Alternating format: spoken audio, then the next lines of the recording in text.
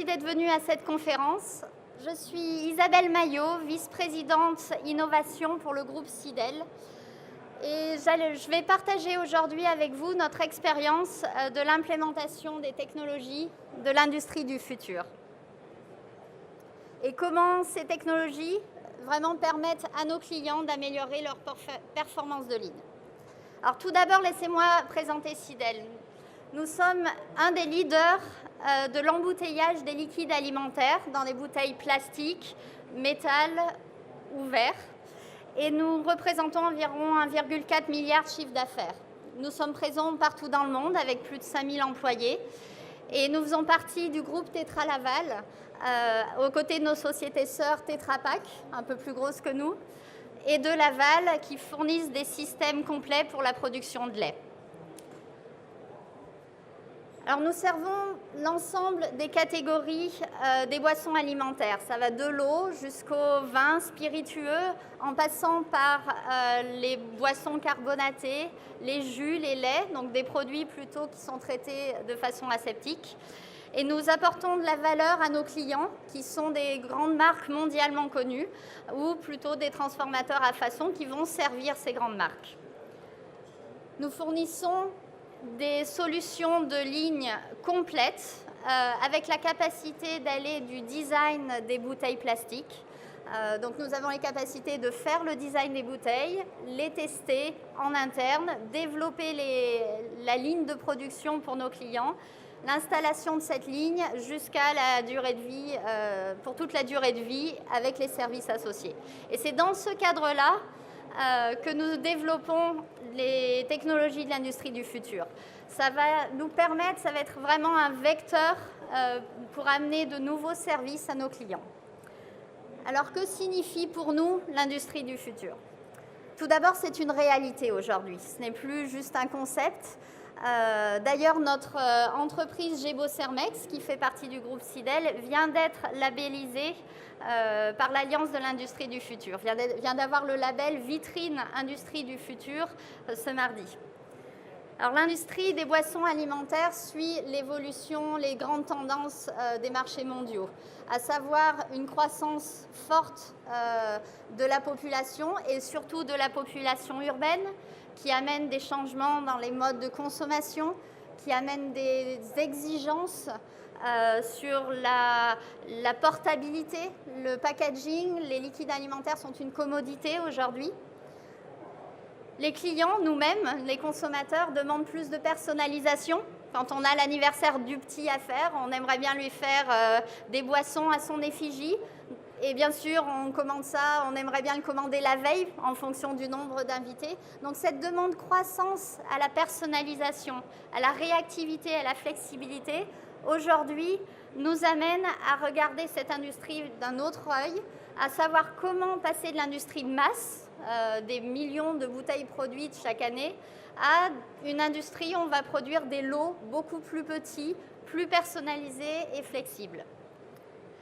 Alors Sidel, pour répondre à ces exigences croissantes, investit pour créer de la valeur à ses clients. On investit sélectivement, on y va pas à pas, et donc c'est ce que je vais partager avec vous. On a commencé avec différentes technologies.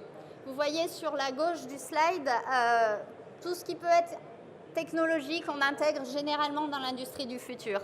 L'Internet of Things, l'analyse de données, la portabilité, la réalité augmentée, la fabrication additive, la robotique avancée. Au sein de toutes ces technologies, elles vont amener différents avantages pour nos clients et on va l'intégrer de façon, je dirais, un peu étape par étape.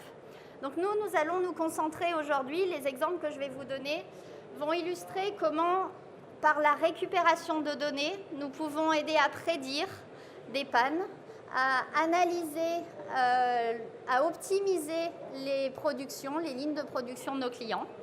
Comment nos machines, avec un algorithme d'auto-adaptation, va pouvoir s'affranchir de certains paramètres externes et va pouvoir aider l'opérateur finalement à augmenter la productivité de la ligne.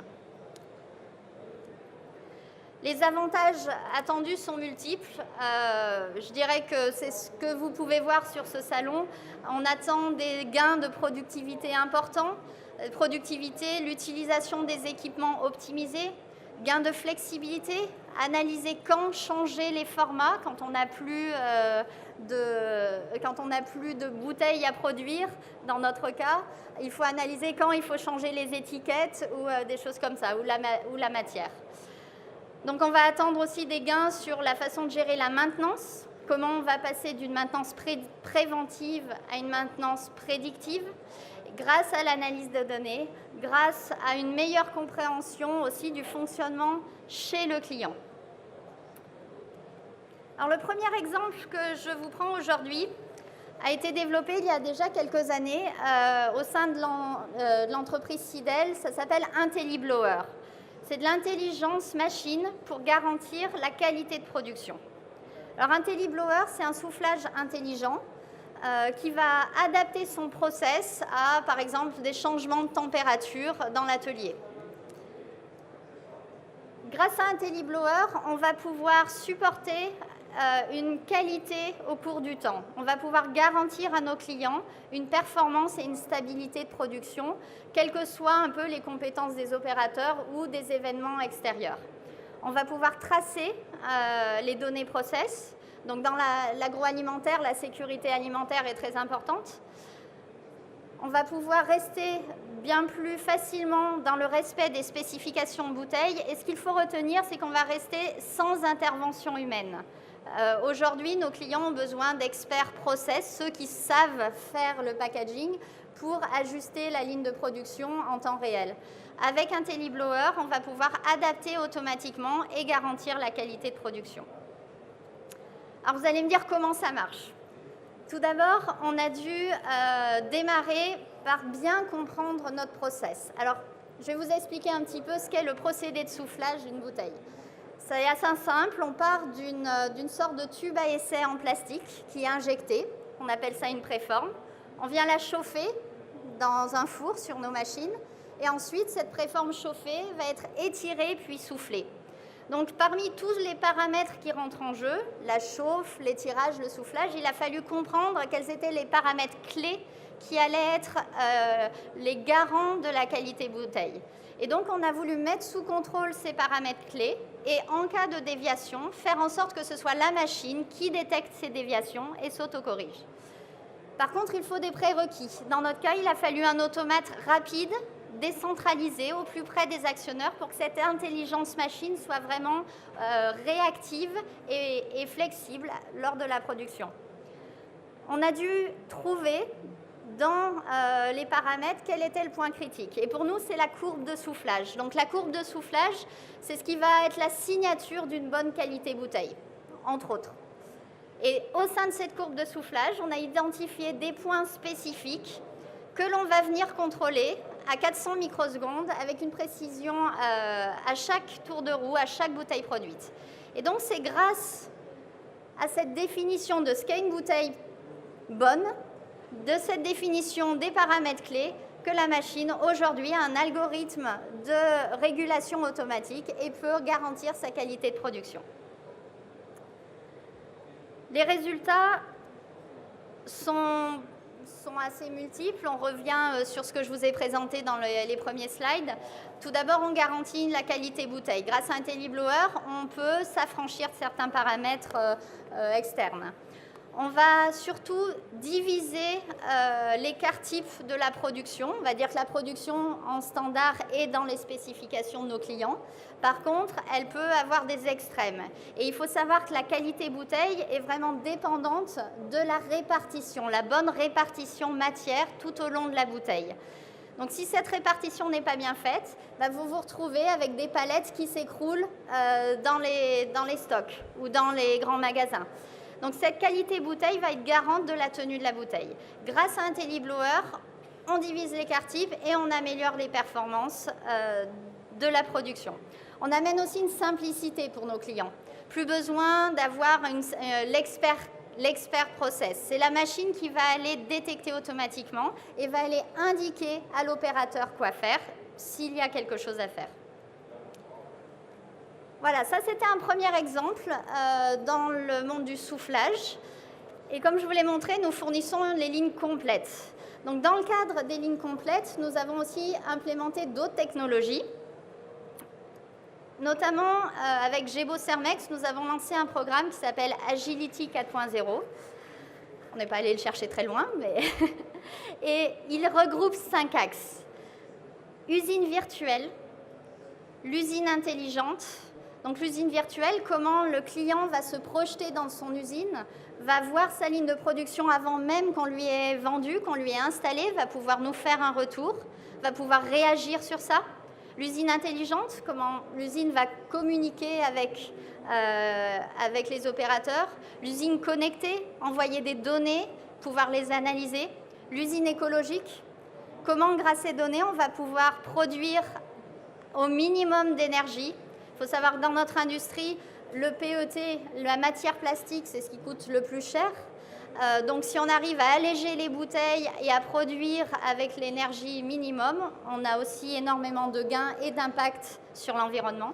Et l'usine avancée, comment à partir de la ligne de production, on veut contrôler l'ensemble de ce qui tourne autour de la ligne, avec la logistique notamment. Alors je vais faire un focus sur 2 aspects. L'usine virtuelle, et je vais vous montrer une petite vidéo après de ce que ça représente pour nos clients. Donc nos clients nous demandent de plus en plus de se projeter dans ce qu'ils achètent. Les lignes de production, comme je viens de vous montrer, c'est plusieurs millions d'euros d'investissement. Donc quand on investit plusieurs millions d'euros, il faut être sûr de la productivité de cette ligne. Il faut être sûr que ça s'implante bien, il faut être sûr que ces opérateurs soient vite en compétences, montent vite en compétences. Donc grâce aux simulations et à la réalité virtuelle, on va pouvoir amener tout ça à nos clients. On va optimiser leurs investissements, calculer le retour sur investissement, parce que la réalité virtuelle va nous permettre de leur montrer ce qu'ils achètent en dehors du plan. Ils vont vraiment pouvoir se projeter, les décisionnaires vont avoir toutes les données en main pour prendre les bonnes décisions. On va pouvoir tester l'ergonomie de la ligne. Par exemple, comment l'opérateur voit toute la ligne. Est-ce qu'il est bien placé en fonction du client? Ils veulent mettre un seul opérateur ou 2 ou 3. Et donc en fonction de ça, on peut faire varier la ligne de production.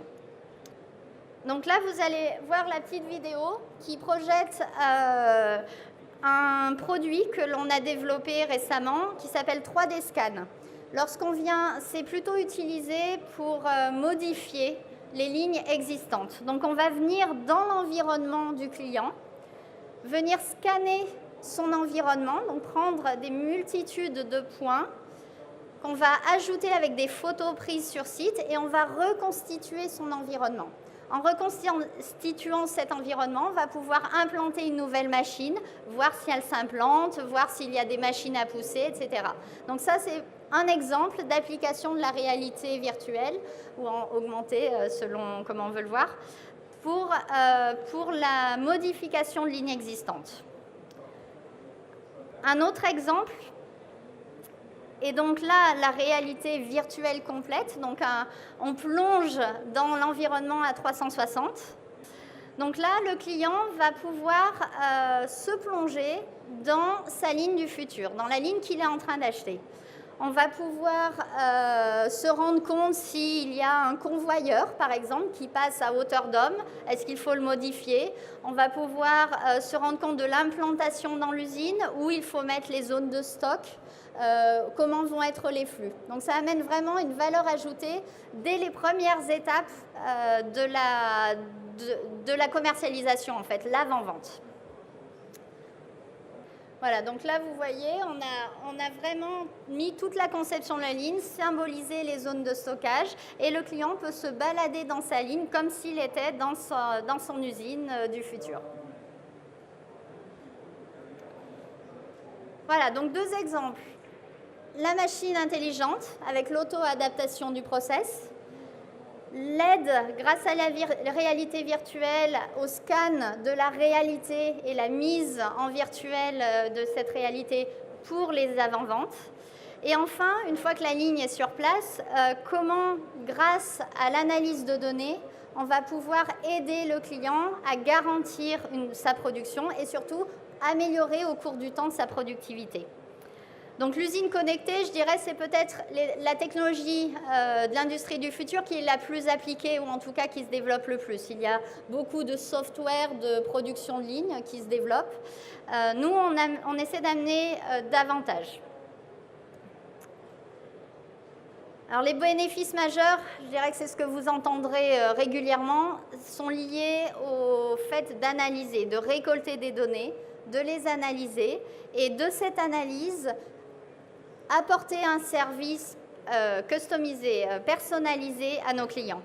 On va pouvoir l'aider à la maintenance, on va pouvoir minimiser les coûts d'exploitation parce qu'on va vraiment analyser la machine dans son environnement avec les opérateurs qui s'occupent d'elle, leurs propres compétences. Pour cela, nous avons développé un outil qui s'appelle EIT. Donc, ça fait plus de 15 ans que nous l'avons développé. À l'origine, simple, je dirais, outil de supervision de ligne. C'est aujourd'hui, avec la version 6, un vrai saut dans l'industrie du futur. L'EIT va permettre de récolter toutes les données de la ligne de production, mais aussi, on peut étendre à l'usine, va pouvoir détecter précisément les pannes, va pouvoir analyser les causes des pannes, maintenir à long terme la production, la productivité des lignes et augmenter aussi la réactivité de l'opérateur. Nous avons développé justement à partir d'EIT des capacités d'interaction avec l'opérateur.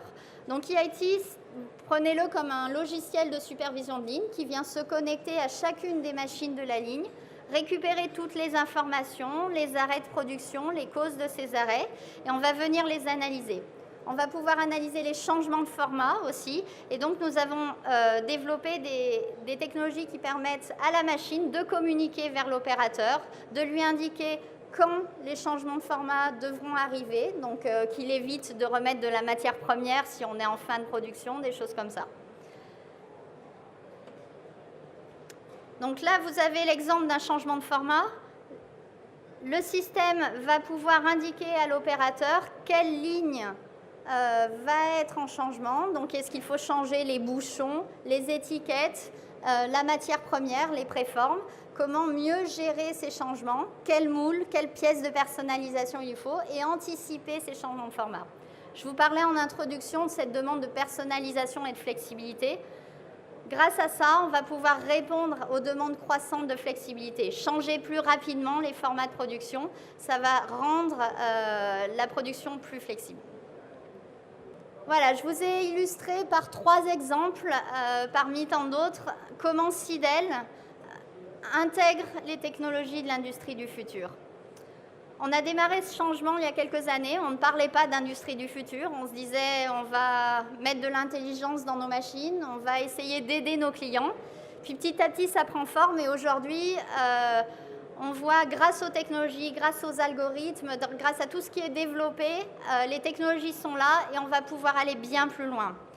Toutes ces récoltes de données, l'analyse, les compétences de data scientist, d'analyse de données, c'est des choses qui émergent. Donc Sidel est dans ce changement, à comprendre quelles compétences il faut qu'on intègre, quels outils, quelles technologies de cloud, par exemple, on est dans ces questionnements en ce moment, on doit mettre en place pour que partout dans le monde, nos clients puissent bénéficier de cette valeur ajoutée. Notre approche est plutôt pragmatique, donc c'est d'y aller pas à pas. Tous les clients n'acceptent pas d'être connectés.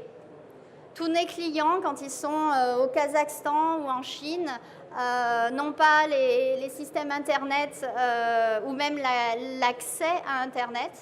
Donc on se pose ces questions aujourd'hui, mais en tout cas, le futur est déjà là. Je vous remercie.